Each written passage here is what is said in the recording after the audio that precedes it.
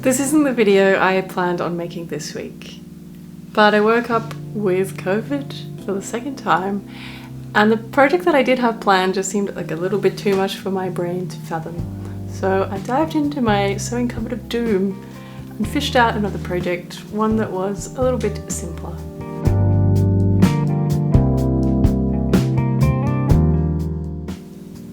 Namely, this old shirt that belonged to my husband and was destined for the bin because it's frankly pretty old and a bit grimy, but I salvaged it anyway despite it having seen better days. In my mind, any fabric is good fabric for testing out ideas. This shirt was seriously worse for wear. I'd already harvested the buttons from it and the sleeve had already been patched several times.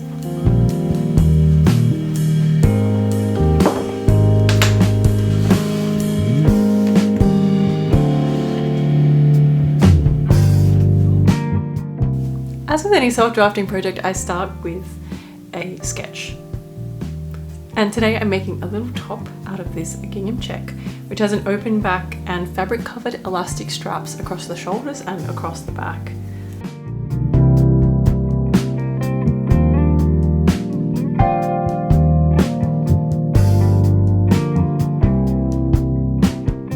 I use my sketch to plan the pieces that I need to cut out.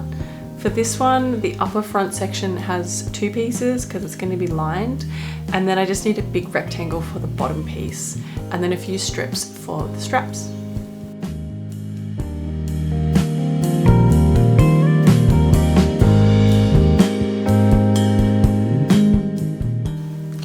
I started by cutting everything apart as I knew that the collar, the yoke and the cuffs were going to be pretty useless for this project.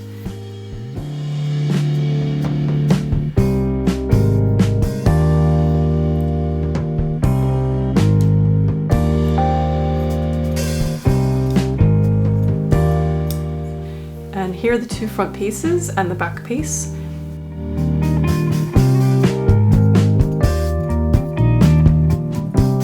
I wasn't sure how much fabric I'd need, so I decided to open up the sleeves and just flatten them out anyway, just in case I needed a little bit extra fabric.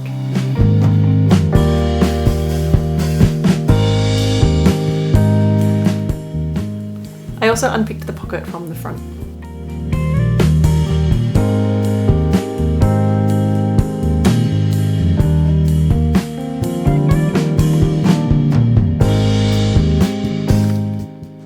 The idea for this is that there are some imaginary side seams, which is what I'm pointing out here. So I need to measure all the way around from one shoulder blade to the other across the front above my bust.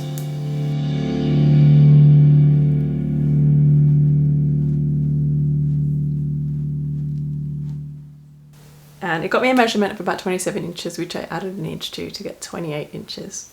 The next thing to do was to straighten out all the edges on the fabric.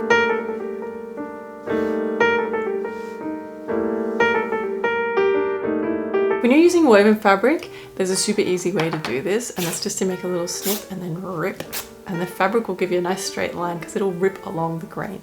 So here I am aggressively ripping apart the back piece of the shirt to make a neat little rectangle.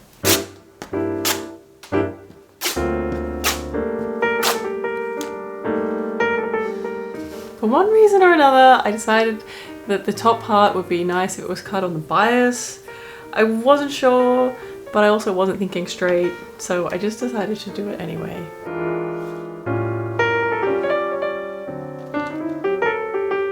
So using the guidelines on my cutting mat, I lined up the corner and then took a 45-degree angle line that was going to be 6 inches wide. I got that measurement just by measuring the upper part of the bust on my own body, and then I added an inch to get 6 inches to have a spare for seam allowance. I managed to get one piece that was almost all the way around, but wasn't quite 28 inches, it was only 23. So that's what I was going to work with because I wanted that front piece to be one solid piece.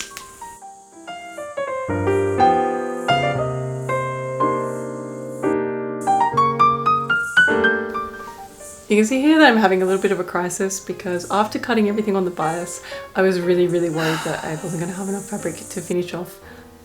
Excuse me. I was worried that I wasn't going to have enough fabric to finish off the rest. So also the back of the shirt was really grimy, probably too much information.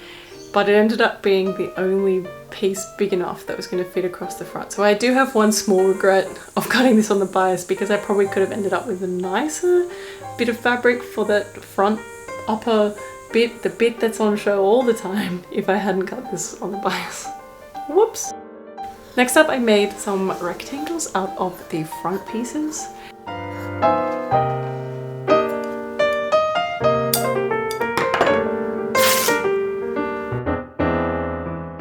And one of them was big enough for the main bit of the front part, and then I was going to use the other piece for the sides. I just ripped it in half to give myself enough for the two side back pieces. Here's the concept coming together with all the pieces, including the lining piece and some offcuts to represent where the straps were eventually going to go.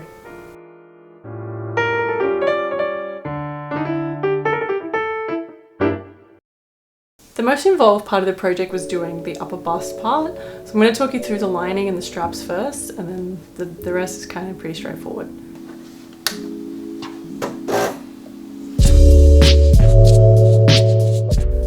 I joined the lining pieces at the middle, what was going to be the center front on the lining, and then I pressed that seam open. Then I had to figure out the shape for that top edge and also do the darts to give that upper bust piece some shape.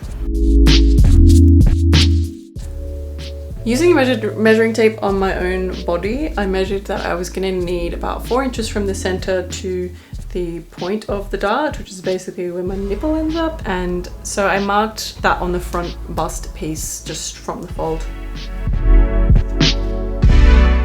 But I also needed to deal with this weird corner first, so I basically just cut it off, and then I was going to deal with it later.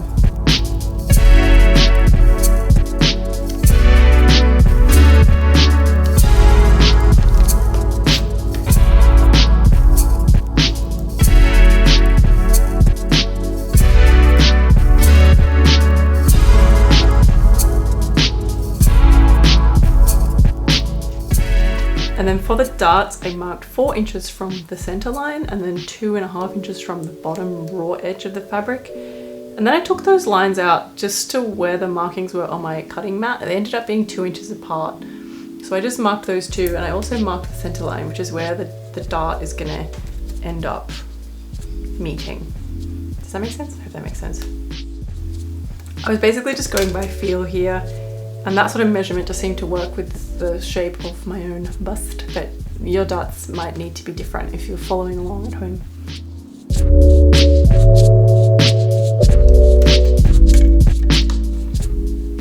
Then I transferred all of those markings onto the other half, and I trimmed down the lining pieces, and I transferred all those markings because I need to make darts in both the front and the lining pieces so that it all fits together neatly.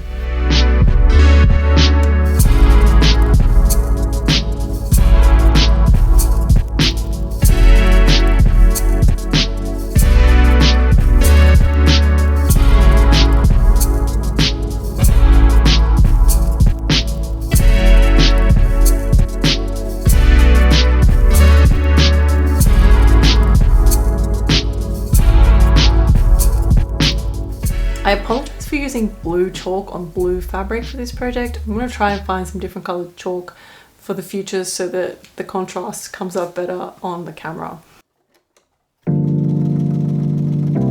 Then I stitched the darts, and remember when you're stitching darts to not backstitch at the point. You want to stitch all the way along and have your stitches run off the edge of the fabric. Leave yourself a tail so you can tie it together, and that's how you end up with really nice points.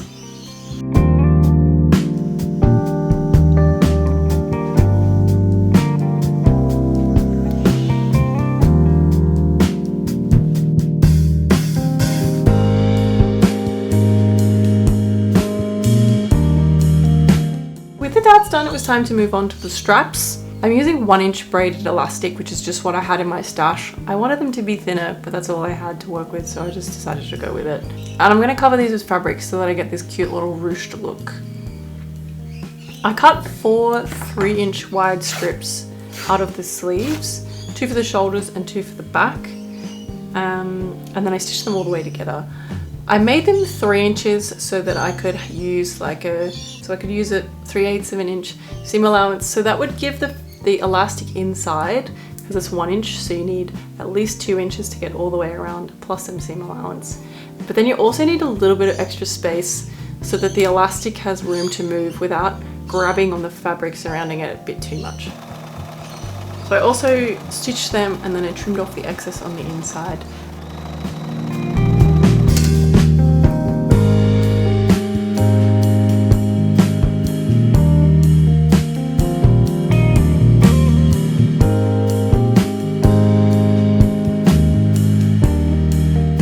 And I turned them out the right way, and I pressed it so that the seam was going to be running down the middle rather than along the edge, so that when I'm wearing it, those seams are going to be laying against my skin, so you can't see it from the front. I used a highly professional measuring technique to get the lining strap length, which is just tossing the elastic over the shoulder and cutting it off where it landed. And then I threaded that through the little fabric sheets that I made, and then I basted the ends together, and you can see that the ruching effect is taking shape.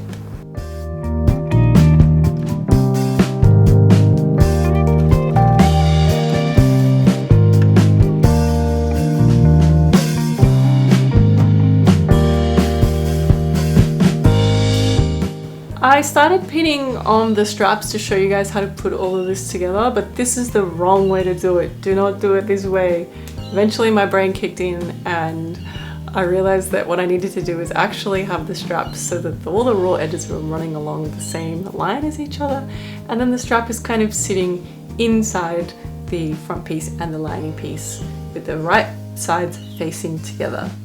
Might take a little bit of brain cells to figure it out, but I got there in the end. So you want to do it this way so that when you turn the wrong sides together, the strap is sandwiched between the two things and you end up with a very neatly put together strap. It's a very satisfying thing to do. But make sure you double check where you've pinned everything so that you don't end up with a twisted strap, because that could just ruin your day, really.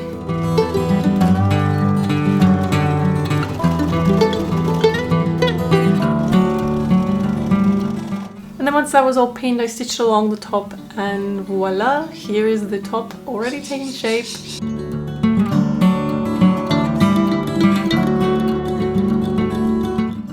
For the bottom portion, I magically joined together the big rectangle and the two short rectangles with French seams. If you need a guidance on how to put together a French seam, then go watch the French seam tutorial portion of this video after this one. I decided to do French seams for this part because this top is going to have an open back, so you might glimpse the insides now and then, and it's always nice if you're going to have glimpses of lining or the interior to make it just look a little nice. It will give a garment a really polished look and vibe, which is always what we're going for. Once they were on, I trimmed down the sides to the right width, and I took it a little bit of a diagonal just to give it a bit of shape, because there was no shape to that main piece. And then I stitched the bottom part of the top to only the front bust piece, not the lining piece. I left the lining free, and that's important for the next step.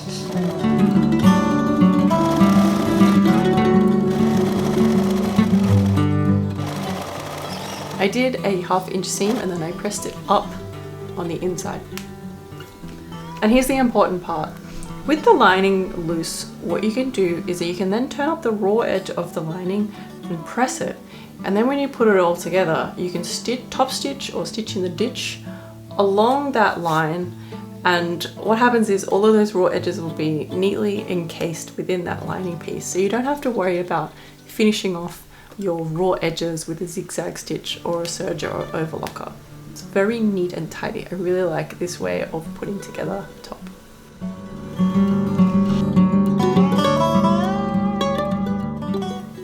I am flat-chested on my very best of days, and so I decided to chuck some soft cups in the front before I stitched that lining piece down. I just had these spare ones lying around from activewear bras that I don't wear padding in my sports bras. It just sends up too sweaty, you know. Without the cups, it was like a little bit of a pancake situation. So yeah, I just tuck them in with some hand stitches with a little bit of give so they can move around if they need to. They're not going to be too rigid inside there. And it was much better shape all around. And then it was time to add the back straps. Again, another highly technical measuring technique. I just threw that elastic across the back and chopped it off. I attached the straps on the lining pieces first, and then I continued that stitching line all the way along the raw edge of that lower piece so that I could then use that as a little stopper to press against so that I could do that first fold really neatly. And then I folded it in again to do a little baby hem. I top stitched all the way along that edge to finish off that raw edge to make a little bit of a baby hem. I definitely fudged it a bit, but I was kind of at the point where I just wanted to like finish this off, so I decided just to keep going.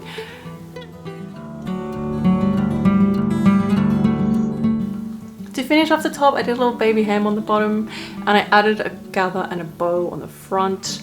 I'm honestly pretty happy with how this turned out, but I do need to adjust the straps slightly. The elastic is a little bit loose in some places, so I need to just like adjust that. It's good to know for next time to actually do some real measuring. Also need to give it a really extreme clean, because that front piece was like the grimiest bit of the shirt, and it's now like front and center of this garment, which is just like really bothering me. I regret that. Overall, I think this was a good test run for some future projects. I'm thinking of making another version, probably not out of an old shirt, maybe just some regular fabric. I might make a dress version. If you're interested in that, let me know and I can try and figure that out. Also, if you're someone who needs to wear a bra with things, just for comfort, or you're not a member of the itty bitty titty committee like I am, then it would be very simple just to make that back section an elasticated back panel, just like with some thickness rather than the two back straps. But if you want to see a version of how I do that, then let me know as well in the comments and I will get around to it. I'm also going to do a poll soon of the projects that I have coming up to see which ones you guys want to see sooner rather than later. But make sure that you're a subscriber so you can see when that comes up on the community page and you can go and vote there. I feel like this top has versatility in terms of styling. You can dress it up, you can dress it down. I'm very happy with it, and I'm definitely going to make another version, so let me know if you want to see it. I am done talking for today and I need to edit this and get it out to you guys ASAP, so I'm going to sign up now. Also, you can tell that my voice is kind of running out. I hope you enjoyed, and I'll see you next time. Bye!